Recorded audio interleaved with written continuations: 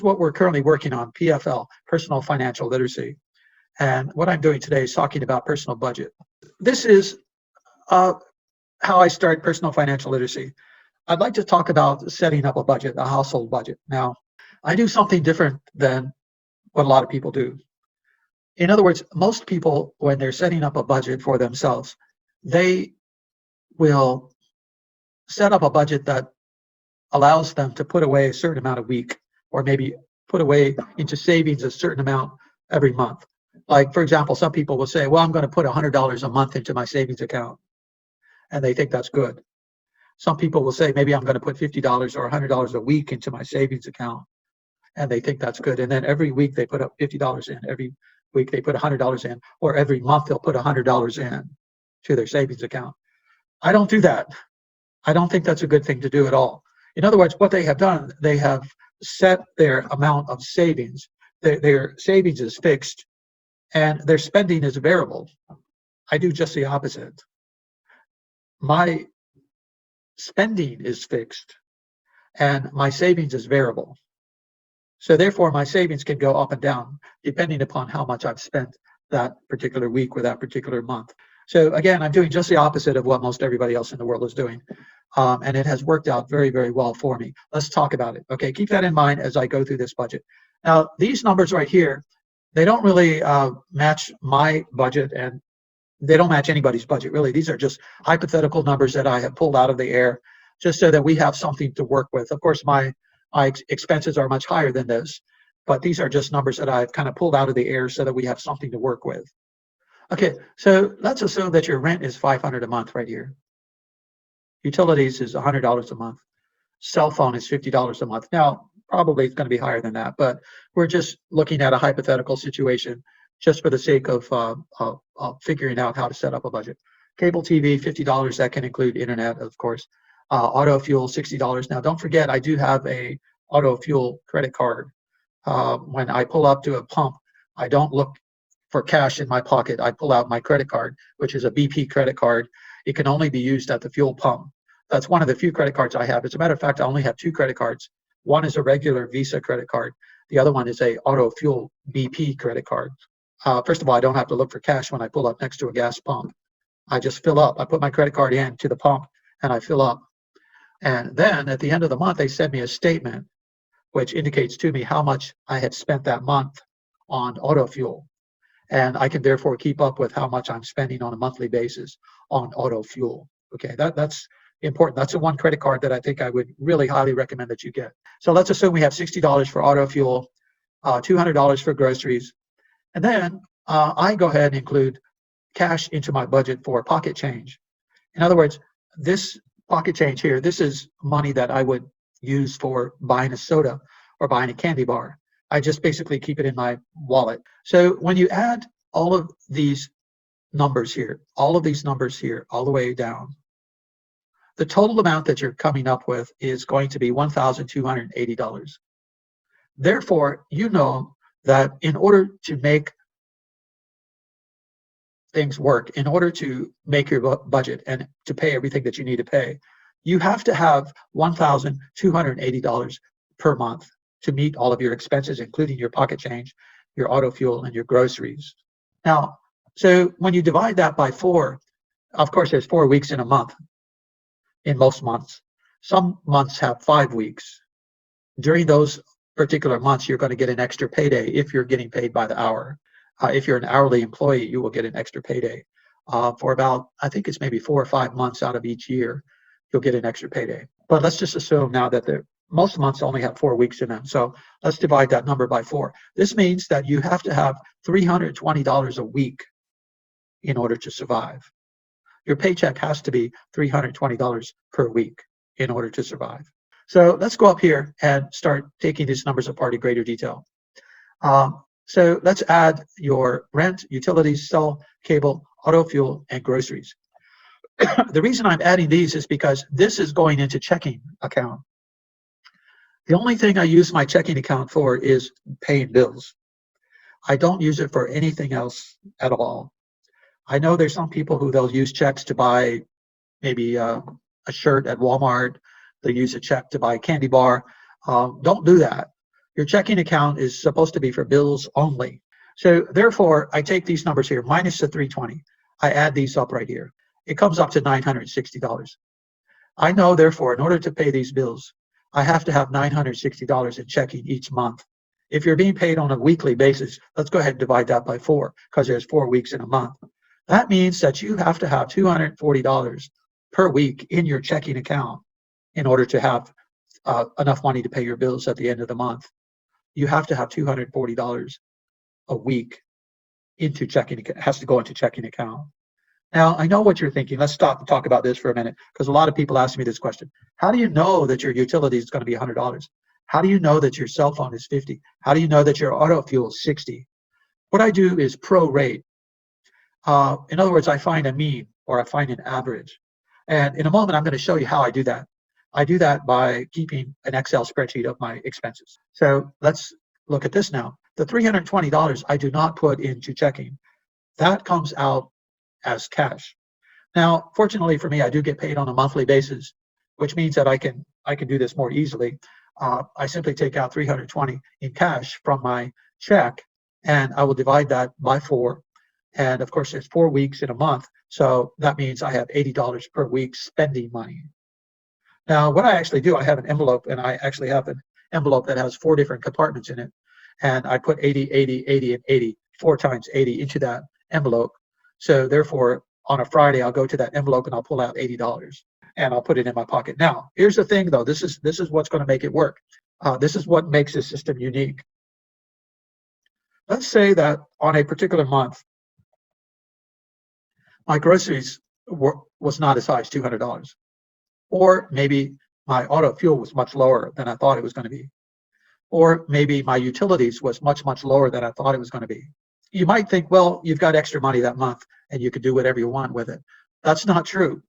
That's not what I do. Okay, if I have extra money left over, then what I do is on that Friday of that next week, I take out a brand new 80 from my envelope, and whatever I had left over from up here goes back into savings, which makes my savings variable.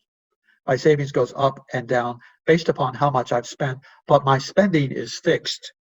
In other words, I understand in great detail what my spending is.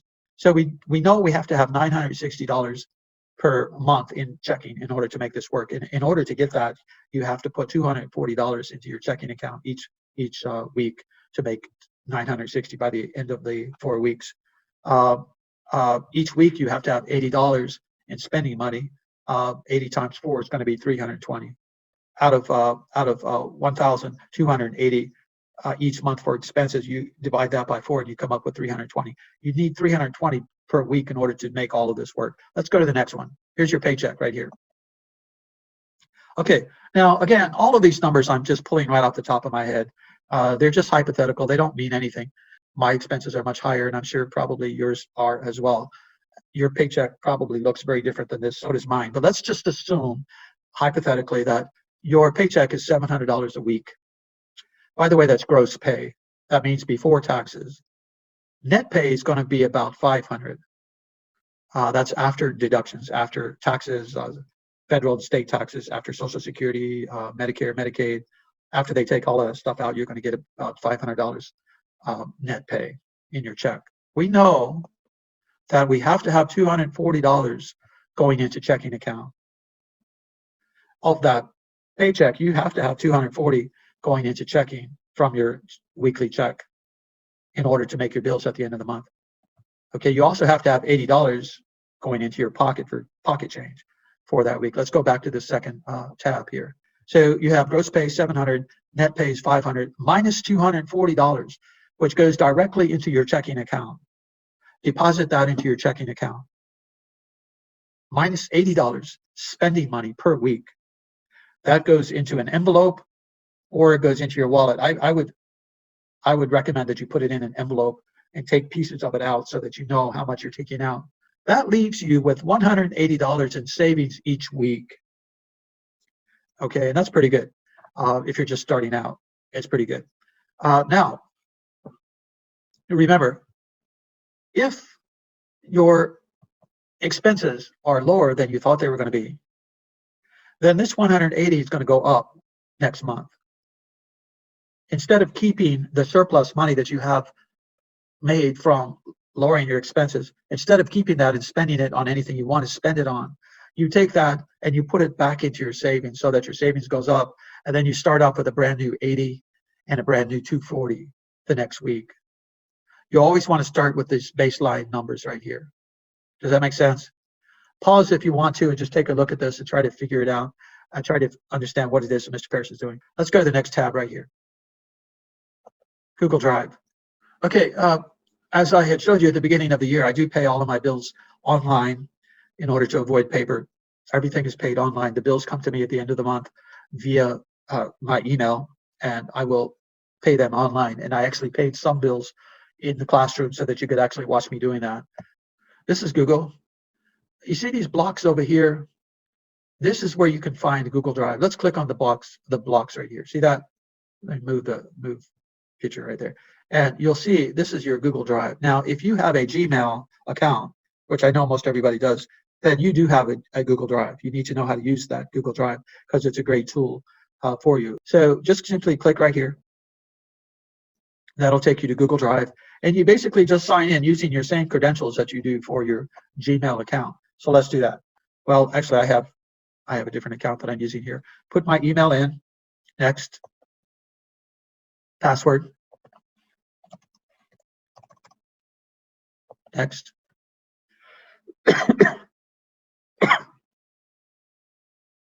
Okay, this is my Google Drive. Now, this is where I keep all of my bill receipts. You see here, this is all of my bill receipts: Verizon, HOA, Duke Energy, Dominion Gas, BP Auto Fuel. Let's just go to BP. I'm going to click on that. This is all of my receipts for 2020. And I think, if I'm not mistaken, let's look at the one I last paid, which was on 4/12. I'm going to go ahead and open that up. Your payment has been successfully submitted. I have a confirmation number. I have indicated here, they've indicated here what checking account is coming out of. All of my bills are right here, by the way. All of the receipts. If a creditor sends me an email and says I didn't pay a bill, I'll send them a PDF of the receipt. Let's go back to my drive right here. Now, this is what I want to show you right here. This is my expenses for 2020. By the way, I actually created this spreadsheet. If you'd like to have a copy, I'll be happy to give you one. So again, this is something that I have created myself. All of the blue numbers here auto-calculate. They're auto-calculate. In other words, for example, the groceries right here, when I put in my groceries down here, these numbers here automatically change, and then the numbers up here automatically change as well. And then as I put in these numbers here, they automatically change over here at the end as well. Everything is pre-programmed. That's very easy to do that. You can just go into Google and find out how do you pre-program an Excel spreadsheet, and Google will tell you how to do that step by step. And as you can see here now, this is a magic number right here. This is what it cost me to survive last year in 2019, $22,949.33, which is really, really good. My income is fairly decent and my expenses are fairly low, which means I'm able to save money. And that's a good thing because I'm getting near my retirement, so I need to save as much money as I can to keep up with inflation. Let's look at some of these expenses right here. Okay, so I have mortgage, I have HOA. My HOA is $193. Actually, it's gone up to $210 a month for 2020. And my mortgage has actually gone up as well. But I am keeping up with that in my Excel spreadsheet. Duke Energy, Dominion Energy, Verizon, Cell, Spectrum, Water Company, BP Auto Fuel. And over here, I can see what I've spent for that whole year on that particular product. Groceries over here. One of the things I've been having a little bit of difficulty with is my Visa card. I only have one Visa card, and I try not to use that unless it's for an emergency purposes.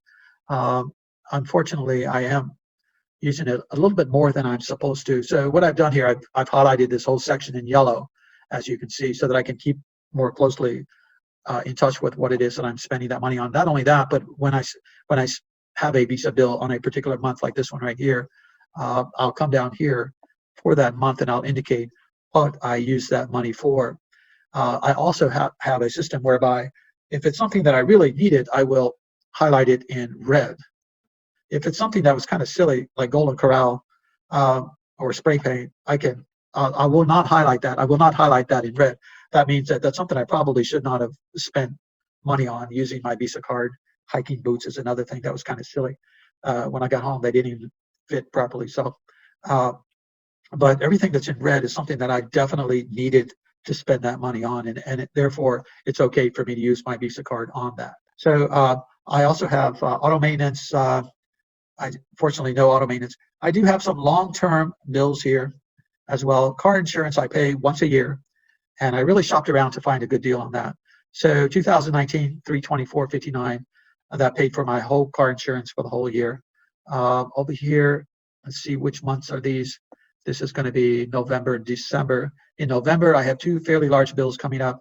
HO6 insurance, that's insurance for the interior of my house. The HOA pays the insurance for the exterior. So as you see, I pay that one fee for the whole year. Auto taxes, one fee for the whole year. And then life insurance for one of my family members right here, I pay that as well.